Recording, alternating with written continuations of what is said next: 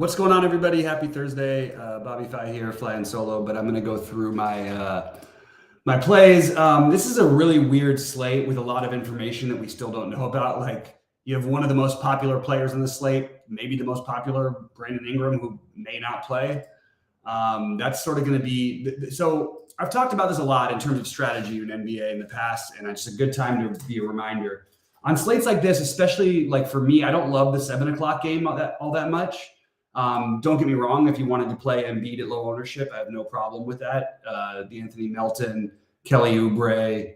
I actually think Oubre is probably my favorite play in that earlier game. Oubre or Melton, probably. And then I think that if you could look, as I keep mentioning, the Anunoby and Podol looks like a good play projection-wise. Anunoby, Podol, Scotty Barnes, and somewhat Siakam, but I think if I was going to play anything from this game, it would be like a Scotty Barnes with Embiid on the other side, or it would be like or it would be probably like Anunoby or Podol and Oubre on the other side or something like that. But mostly I'm trying to ignore this first game. So I'm going to go through where we're at right now, and a lot's going to change if anybody's announced out or anything like that. So pop in and ask questions and thoughts as you get in there, but it's going to be really, really hard to analyze the slates without me saying the same thing. That sometimes the name of the game in the NBA is you have to delay until you get the information that you're wanting. We don't have anything that we think, unless we don't know about it, that we're waiting for from Toronto, Philly. We don't have anything that we're desperate to plug in as a cash gamey type of play from that game. So my advice would be to delay and give yourself the opportunity to pivot. For example, I prefer Oubre over Isaiah Stewart.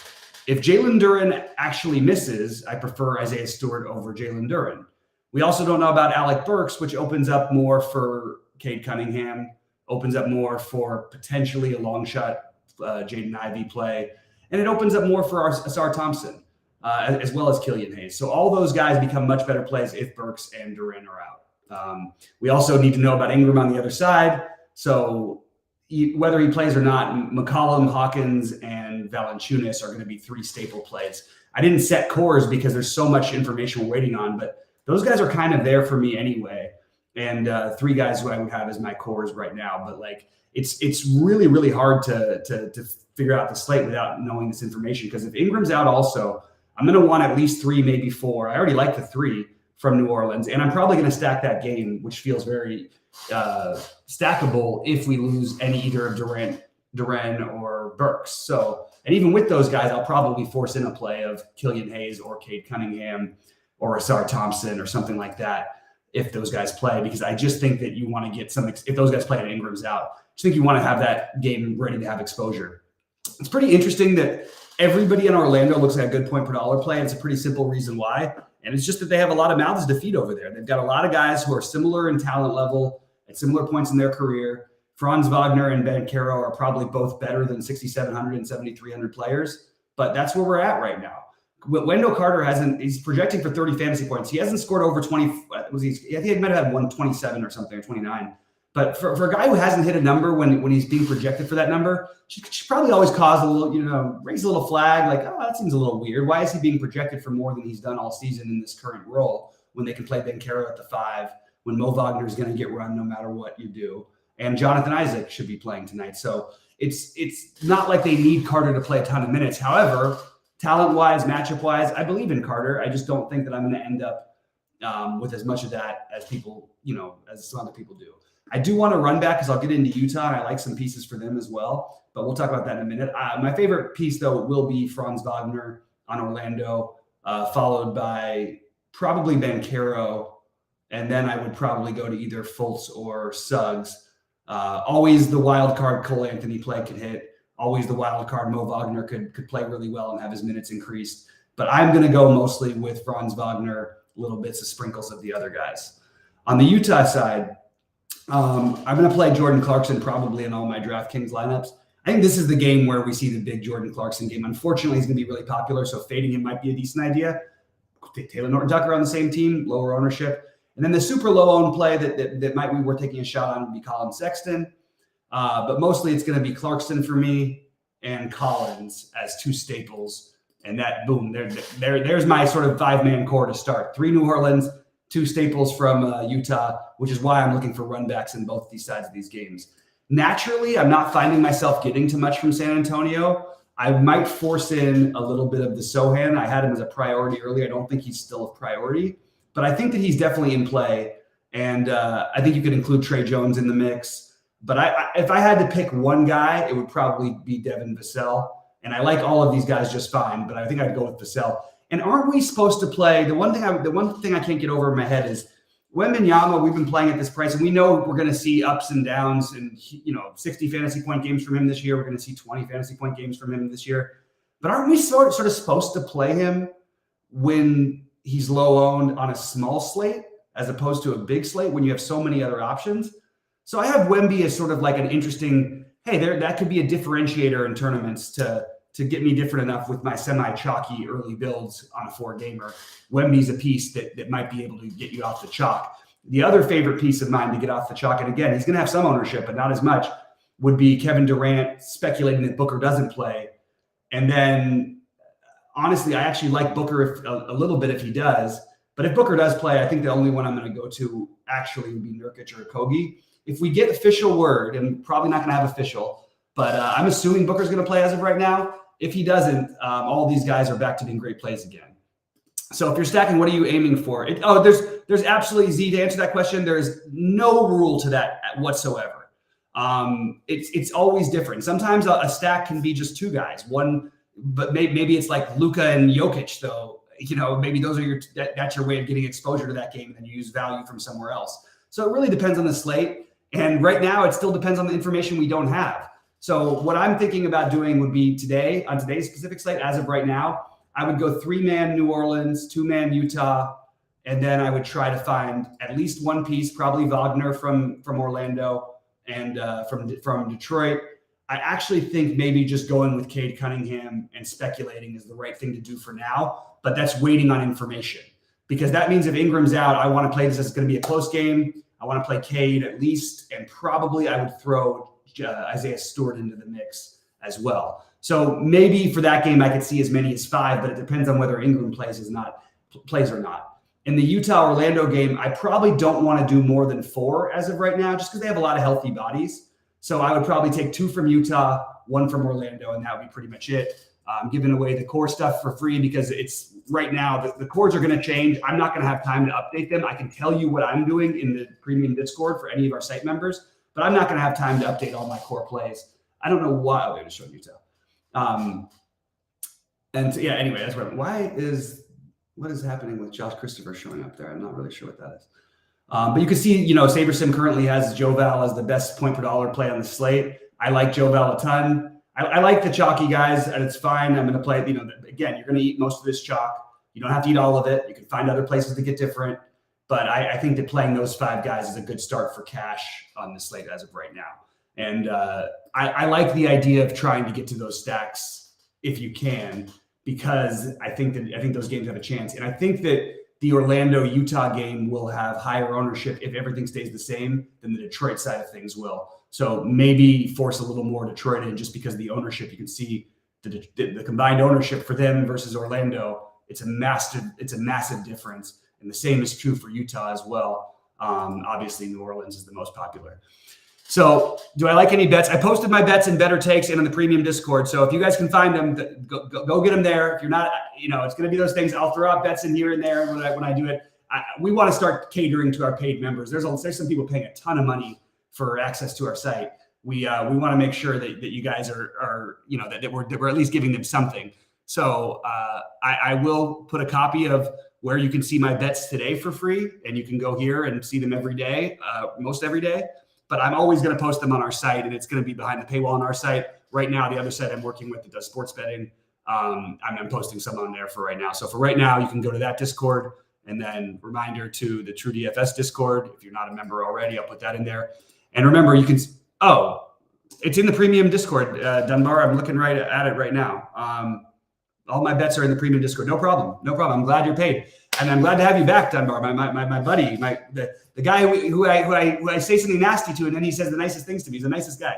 Always good to have Dunbar back in here. So hopefully you can see it now. If you can't see it, I'll send it to you directly, but you should be able to see it. I mean, we should also make sure you have access to the premium channel. If for any reason anybody ever doesn't have access to the premium channel who's a premium member, please go to TrueDFS support and tag @scans. That's it. And then we'll be good. And Nick's in there. Good. All good. But yeah, I do have some bets today. The bets for those of you guys who haven't followed have been on fire this year. I've won a little over 80% of them overall. Yesterday was a bad day at only 4-3, but it's been unbelievable NBA wise. And by the way, it was a great year last year. Hit about 60% last year. So pretty good stuff happening with the betting, the straight bets for NBA. And I usually like to do between like, depending if it's a small slate, I'd say 3 to 7 bets a night is usually where my bets are for basketball. Also do my football ones, which has had a really good year as well. So I would encourage people to check that out if they haven't already. I'm just going to take a look at Scott McCarty's question. Is it worth rostering a couple of spots from late games for decision making? Yeah, so that's what I'm doing. I'm not playing the first game for that purpose, although I do have Kelly Oubre in one of my big lineups right now. But I'm going to specifically be avoiding the first game, waiting for news, because I still think this news is not decided yet, even though we've heard that it's likely to, and we've got probables and stuff. I just think it's flimsy enough to where I think you gain enough of an edge. And if anybody's out, you're going to be able to take more advantage of it than anybody else will. And I will keep going through in Discord and talking through what I like there. So I'm going to be doing a football show at 7 Eastern for the showdown slate. And I need to figure out my yeah, I see you, Scott. I got you. But yeah, I would be playing those later games, and I like them anyway. I mean, my core guys start at 5 p.m. I don't have a core guy before then. So I'm very, very happy to just wait for those guys and hope that the Philadelphia-Toronto game is both ugly. And the one thing that keeps going through my head, though, about them, like maybe if it's ugly, it's a big, maybe that Oubre, that spreads even more to Oubre. I just like the Oubre play. I thought he was going to be a little lower owned than he's going to be. I think that Melton is fine too, but Oubre and Isaiah Stewart is the guy, was what I was deciding between. The right answer is Isaiah Stewart because you're waiting to delay. The problem is I think Oubre has a higher ceiling than Isaiah Stewart does. And the truth is, if Duren is out again, well, we're going to go right back to Marvin Bagley anyway. And we're going to probably go to a little bit of maybe long shot James Wiseman. Hope he doesn't get 3 fouls in the first minute. Maybe Killian Hayes if Burks is out again. There's just a lot more we can have options of doing if we decide to wait. So that's my way of saying I'm probably going to end up touching on more of this NBA show during the NFL show because we'll have some information in. And please, guys, if you get any official words in while I'm on the show ever, we love it when you guys weigh in and let us know because we're not able to always check on that stuff. But differentiators is the other part of the conversation I wanted to have. So we've got the chalk guys. You see my core. It's all chalk. Last night I did, for what it's worth, I did have Westbrook as a core play last night, guys. I did say he was scoring over 50 against the Lakers. It was going to happen no matter what. And yeah, I know the game went to overtime, but the guy had 34 at halftime. Like, I actually am almost mad at myself for only playing 40% Westbrook. It seems like I should have played a lot more, but there was just a lot of good plays in the slate. Anyway, so who are we looking at who we can get different with? Let's go back to the value here and just see if any value stands out. Because I've got a few guys that are mentioned. Zach Collins, I like that one a little bit. I like the Sohan, and I like Wemby. So that's immediately. I already liked the Wemby thing I mentioned as a large, just a long shot play that could end up winning you the money tonight. But think about Sohan and Zach Collins to possibly spread out as well. Joel Embiid being low owned. Maybe you play the speculative angle with the value-ish pieces in the later game. Maybe you play Killian Hayes as a value piece. Maybe you play those guys in the 4 to 6K range. And you can afford to play Embiid at center. It's not like I love the situation, but he's 11-5. He's probably going to have a big game. And it's one of those things that's weird. Like if Harden was playing this year and he was just like announced out, Embiid would be like 70% owned, but no one's going to play him. So that's another good differentiator. Embiid. So I'm going to make my little list of the differentiators. To some extent, DeAnthony Melton. To some extent, OG Anunoby, unfortunately in the early game. Anunoby. Kobe's, got some ownership. Herb Jones has got some ownership. Herb Jones is fine, even with Ingram back, but not like trying to get to him. Jalen Duren I like, but I think that Vassell, I think it's really these spurs that you can use to get different, and that's probably my favorite pieces to get different with on this slate. Would be these spurs. One other thing I wanted to look at is it's interesting. The projections absolutely loved. What's his name early in the day? Podol. They don't really love Podol so much anymore, and I don't exactly know what's happened. I was going to fade it because of the back-to-back, but they seem to have been, it seems like the projections have evened out a little bit. I think he was projected to score like 34 fantasy points when I did my show this morning. 29 minutes, probably still good enough for Podol. So unfortunately, and Scotty Barnes. Scotty Barnes is one of the funniest ones because this guy has scored over 45 points in every fantasy game, in every game this season, and he's 8,200, and no one keeps playing him. He's going to have a little bit of ownership, but again, if you think that game stays close, that's one thing you could do is play the guys I mentioned and try to squeeze in Scotty Barnes and Embiid on the other side, or maybe a Scotty Barnes and a Nubian Embiid. But overall, I think the right strategy is to fade that game. So I'd rather find the value pieces somewhere else. So let's see if we can build up a few more guys. Killian Hayes is another one we can get different with. Cade Cunningham is another one. He's one I don't even consider to be that crazy, and I actually like Cunningham quite a bit tonight. So Cunningham, right off the bat, is my favorite, I guess. But that's because I'm playing him, and I'm also speculating on that game, and it allows me to delay and whatnot. I think Embiid and Scotty Barnes are both firmly in play as well. Joe Val I like, but if he's going to be that much more owned than Podol, maybe you get a little bit of Podol. Maybe you play Joe Val with Podol. That's going to be a little bit more unusual. There'll still be some people with it, but that's one thing you can do. We'll see about Brandon Ingram's health. Obviously, that's going to dictate a lot of that. Large field, Larry Nance Jr. is a differentiator. Dyson Daniels, if Brandon Ingram's out, is a good play. We just need to know about Ingram, really. On the Orlando side, really hard to find a differentiator because all of them have decent ownership tonight except for Mo Wagner. So I think Mo Wagner would be an interesting, hey, look, maybe that's one way you could do it. You play the Embiid and Scotty Barnes in the first game and you use Wagner in your utility spot. So that's something like that, or just play Wagner, in your utility spot. You use him as a forward, actually. He's not only center eligible anymore. Actually, Wagner is totally in play, and that's a way you get different on this slate. Jonathan Isaac is probably a little too much of a reach. We've seen him score like 35 fantasy points in like 10 minutes before. Like he has a monster ceiling, even as he doesn't only play 15 minutes a game at most. It's hard to get different with the Jazz today. I think Walker Kessler would be my favorite, but again, you get that strong center position. I don't like him as much as the other two. He's going to have some huge games and some absolutely like, oh God, if not for him, I would have won all the money type of games. So nobody really makes enough sense for me on Utah to go to as a differentiator. I mentioned I like all of San Antonio as differentiators because people aren't going to be doing that. And that's basically true for Phoenix to some extent. I like Nurkic as my favorite play, but if you wanted to get different with it, playing Booker or KD, and maybe playing KD and speculating that Booker's out is worth it. And even if Booker plays, it's not like we haven't seen KD pay this out before. It feels weird for KD if Booker plays at only 700 less than Embiid to play him over Embiid if Booker plays. If Booker doesn't play, I have no problem playing Kevin Durant over Embiid there. So that's a rundown of what I'm doing. Again, Cunningham, my favorite differentiator, Cunningham or Hayes. That's again because I'm going to like that stack. I think that Sohan. I think that Wemby, Embiid, Melton, Anunoby, Mo Wagner. Those are sort of my differentiator plays today.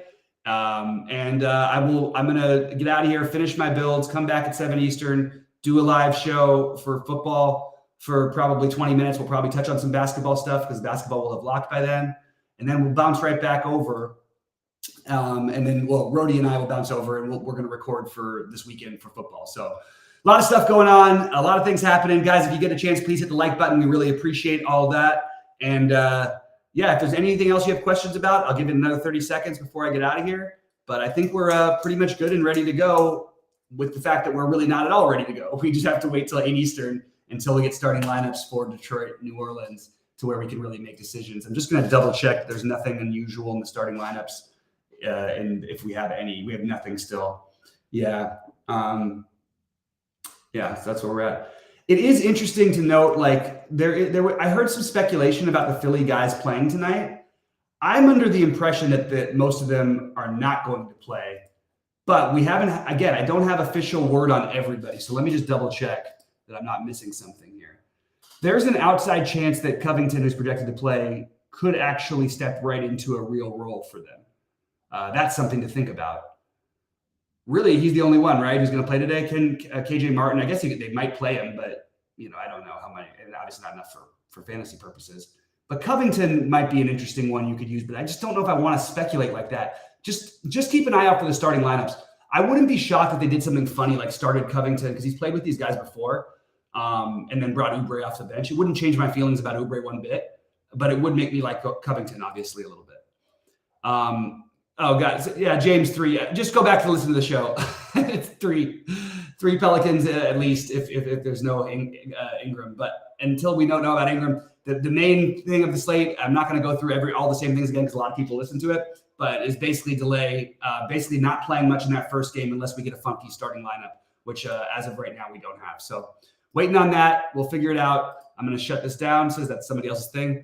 I'm going to say thank you very much to you guys. You guys, we've got great content for all sports now. We're going to have some new NASCAR stuff. We're going to have some Sheets has got his tennis and LOL projections. The guy wins every freaking slate, not to mention mine and Rhodey and Sheets, football, basketball, baseball, golf, all that stuff. Brandon Ingram is out. Okay, so let's stay here a little bit longer. It's really not going to help to stay here longer because we're going to need a while for the projections to update and we still won't have a starting lineup. I just think you've got to get out, get the first guys.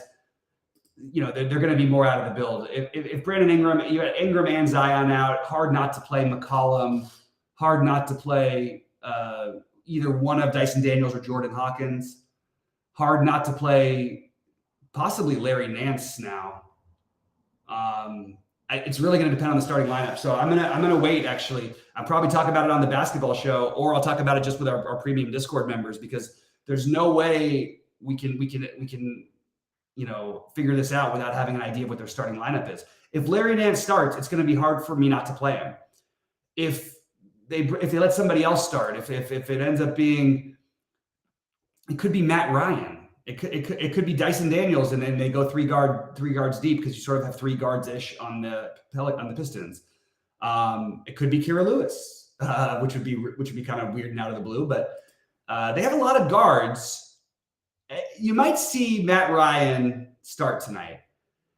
I will probably have some exposure, but I wouldn't go way overboard. Whereas if Larry Nance, actually, I think Larry Nance is pretty a strong play either way now. I think I have to put Nance on my list here.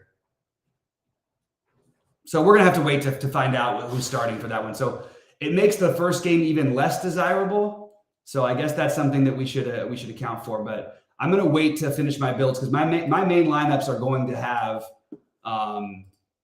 nobody in the first game or just Oubre. But I think even the just Oubre I'm sort of out on now. I think that I'm going to do the what's it called thing. We're going to do the Isaiah Stewart as a placeholder. Right. I have 300 to spend, so that's what I'm going to do. Import. Let's bring it in. And we've got Collins, Jovel, Wagner, Isaiah Stewart. There we go. All right. So I will update my builds for those of you who are True DFS members. And I'm going to basically have to cut this one off. Shoot. All right. Well, I like the build anyway. All right. So we'll do that. And wait. All right. So I'm going to play the waiting game. If you guys want to play it with me, anybody who's site members, fire in the questions. Make sure to tag me, and let's figure it out as soon as we possibly can. All right. Good luck to everybody today. Hope you guys crush it. And I'll see you guys in the premium Discord. I'll see you guys back for an NFL show in an hour, in 38 minutes.